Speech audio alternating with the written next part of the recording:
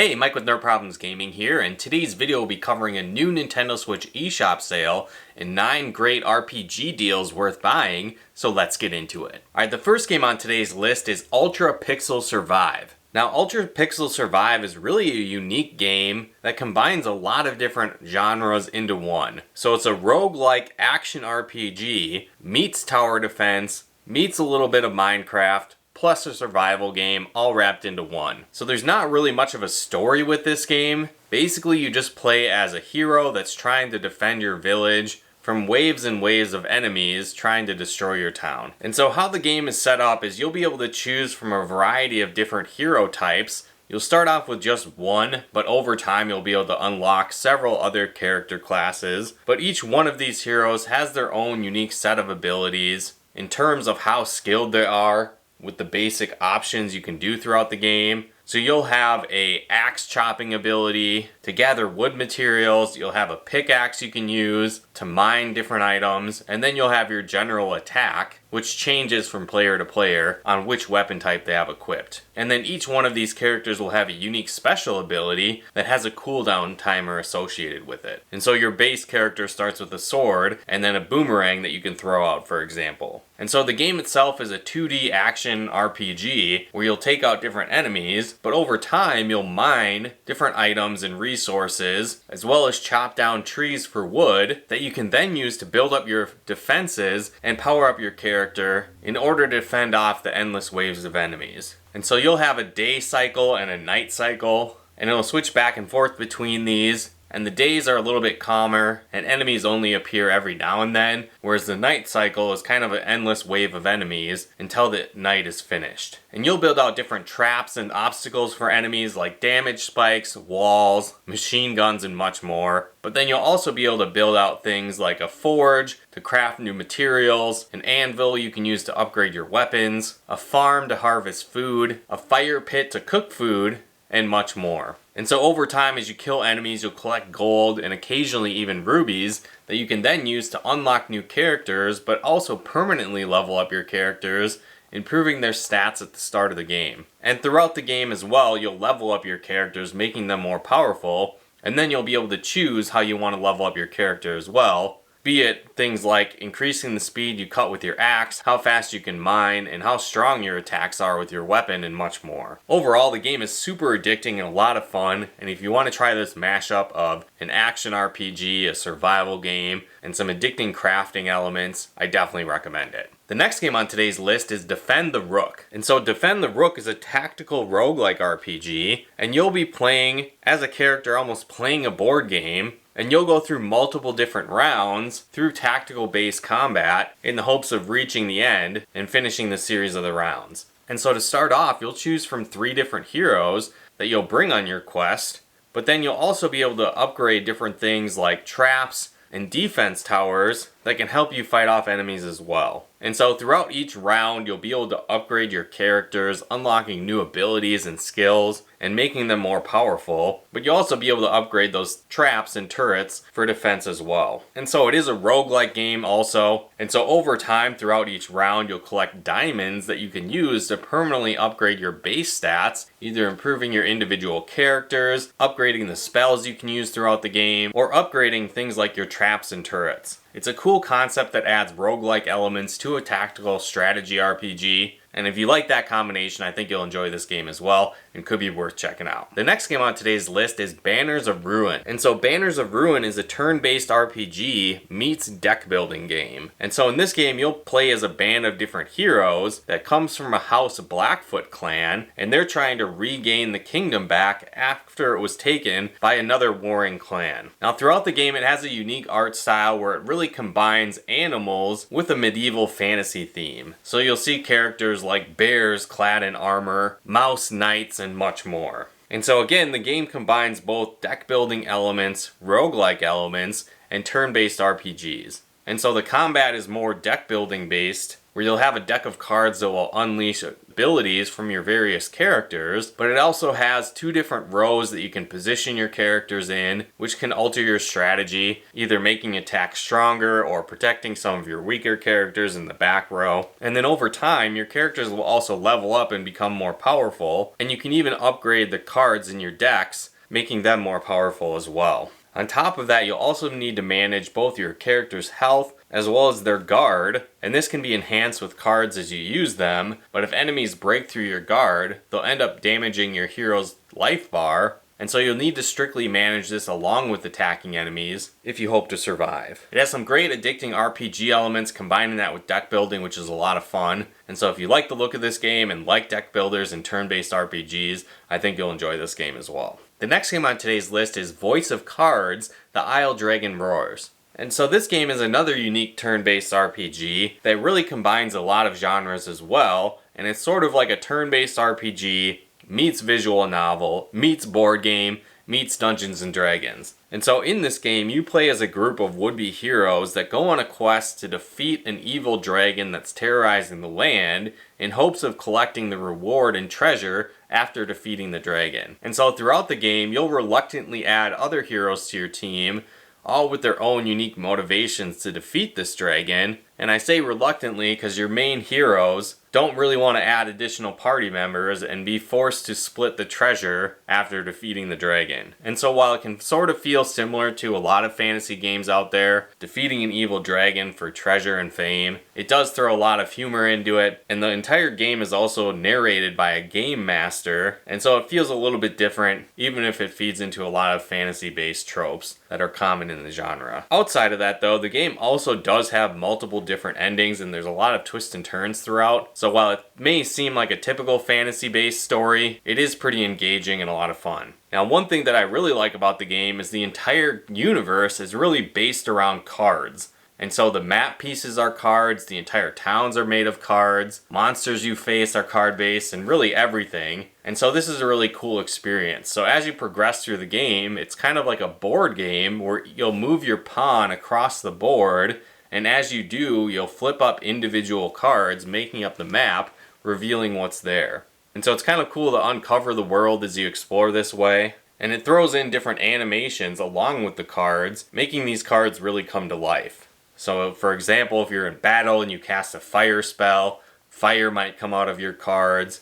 And depending on what the characters are doing, the cards might move in a certain way to express their emotions or what's going on throughout the story. And so that was a cool added touch as well. Now the combat itself is more turn-based, but it also leans on some board game elements, making it feel a little bit like Dungeons and Dragons, as you'll have a variety of abilities you can activate based on the cards that you have for each character, but a lot of these cards will play into a dice roll, determining how much damage they do or whether they're effective or not. So there is some luck elements to the game that go in combination with your overall strategy throughout battle. Overall though, this game was a lot of fun. It's a refreshing take on a turn-based RPG, and I've never really seen this type of combination of genres before. And so if you want to experience an engaging story, some cool combat, and a really fun turn-based RPG, I definitely recommend it. The next game on today's list is Cosmic Star Heroine. And so in this game, you'll play as Alyssa, an ex-government agent on the run, as she uncovers a plot from the corrupt government and decides to form a rebellion of sorts to go against them to stop their evil plot that's putting the entire universe at risk. And so the game itself is set in a futuristic sci-fi setting, but uses really cool pixel art graphics to bring the world to life.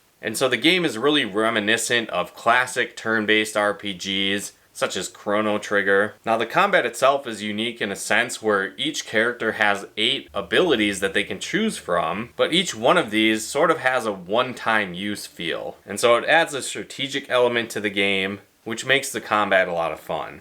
But overall, if you like classic RPGs like Chrono Trigger and classic turn-based RPGs from the 16-bit era, I think you'll really enjoy this game as well, and is worth picking up. The next game on today's list is Chasm. And so this game is a procedurally generated Metroidvania meets action RPG. And so you'll play as a young knight on your first mission to unravel the mystery of a local mining town that has kind of gone off the grid, and they've lost contact with the town. And the precious resources that are mined there are really important to your kingdom, so it's really urgent that you discover what's going on and unravel the mystery. And as you explore further, you'll discover that a lot of the villagers have been taken prisoner by creatures deep within the mine, and you'll go on a quest to rescue them and uncover the mystery of what's going on in this mine. And so the game itself is more of an action platforming Metroidvania game mixed with an action RPG. And so throughout you'll be going through the different levels, taking on enemies and challenging bosses, unlocking new abilities which can help you explore the world further. But you'll also find a lot of different weapons and items which can alter your play style. And then you'll also be able to level up your character as you go, increasing your magic points and health points, making your character more powerful as well. And another unique element to the game is it is procedurally generated, so it does kind of have a linear sense of what you need to accomplish in the different areas of the world, but it is procedurally generated, so how the overall world is laid out and the map comes together can be a different experience every time you play. There's a huge variety of enemies throughout the game as well, and this keeps each area fresh, as the combat can be a lot of fun. And I think if you're looking for a new action platformer RPG with some Metroidvania elements, I think you'll really enjoy this game as well. Alright, the next game on today's list is Sword of the Vagrant. And so this game is a 2D action RPG, and you'll play as a young woman, Vivian, as her ship crash lands on a distant island as she goes on a quest to unravel the mystery of her lost father and in hopes of reuniting with her family. And so the game really features hack and slash style combat, but you'll also find a variety of different weapons and armor types along the way. And you'll be able to upgrade these throughout the game, but also power up your character and level them up with mana that you acquire that you can also use to unlock new abilities and power-ups throughout a massive skill tree. The game has a really cool, unique art style, fast-paced combat, and intense boss fights. The game itself isn't super long. It might take you around 10 or 15 hours to beat the game for the first time, but its fast-paced combat, addicting RPG elements, and cool art style will have you coming back for more. So I think if you like 2D action RPGs, this one's also definitely worth checking out. The next game on today's list is Magic Scroll Tactics. And so this is another really unique tactical RPG because this time it's a 2D side-scrolling tactical RPG. Most games in this genre tend to be grid-based tactical RPGs with a bird's eye view where you'll rotate and move your characters around the board, but this time around you actually play in a 2D fashion, and you'll play as Nash, a young summoner that teams up with a young priestess as they try and rid the world of darkness. And so the story doesn't get too in-depth in the game, but where this game really shines is the gameplay and this 2D side-scrolling tactical combat. And so you'll have your couple of main characters to choose from, but you'll also recruit a lot of different monster types along the way, each with their own unique skills and abilities. And so this game really puts an emphasis on having the high ground. And so like some 3D tactical RPGs where if you attack enemies from the side or behind, you'll get bonuses and do more damage and have improved accuracy. In this game, you'll get those benefits by being higher than your opponents. And so positioning of your characters is key, and you'll have a lot of different character types as well that each have their own unique skills and abilities. So for example, you might have flying characters that can go higher up in the map to cause additional damage, or you might have different characters that can take advantages of the terrain they're in, like moving effectively through snow-covered terrain or water barriers, depending on the class type. Now while the game may look quite simplistic, it also does have a very extensive skill tree that you'll be able to unlock for each of the characters. And this can really allow you to have totally different types of builds for each type of characters. So you could have two members in your party of the same class technically, but they could act very different and have a very different set of skills as you progress throughout the game. But overall, if you want to try a new style of tactical RPG, I think this one could be worth checking out as well. The final game on today's list is Atelier Sophie DX. And so in this game, you play as a young alchemist, Sophie, who's taking on the role of her deceased grandma, running an alchemist shop in their town.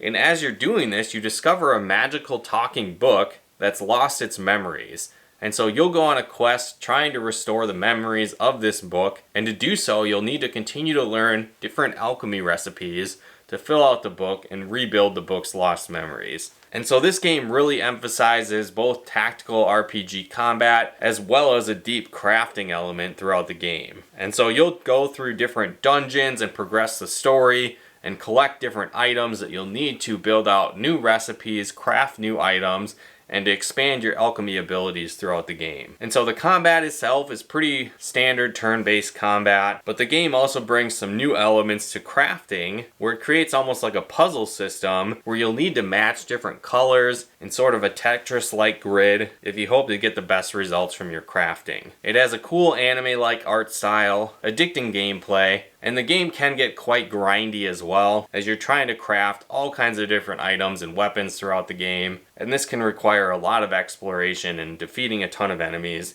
if you hope to get the materials you need to craft everything you need to progress through the game. But if you like crafting, if you like turn-based RPGs, and a quirky anime story, I think you'll enjoy this game as well. But again, that wraps up our list of 9 new Nintendo Switch eShop RPGs worth buying in this latest sale. And so if you decide to pick up any of these games, let us know in the comments below, or if you've played some of them before, let us know your thoughts on those games below as well. And also, I want to let you know about a huge sale going on right now in our Nerd Problems Gaming store. So if you like the t-shirts we wear on the channel and want to pick up some of those or other great nerd merch that we offer, like t-shirts, hoodies, mugs, and more, we're having a big sale right now where you can get up to 35% off your order now through May 8th at midnight. So if you want to check that out, head to nerdproblemsgaming.com/store. And again, you'll automatically get that discount of up to 35% off your order.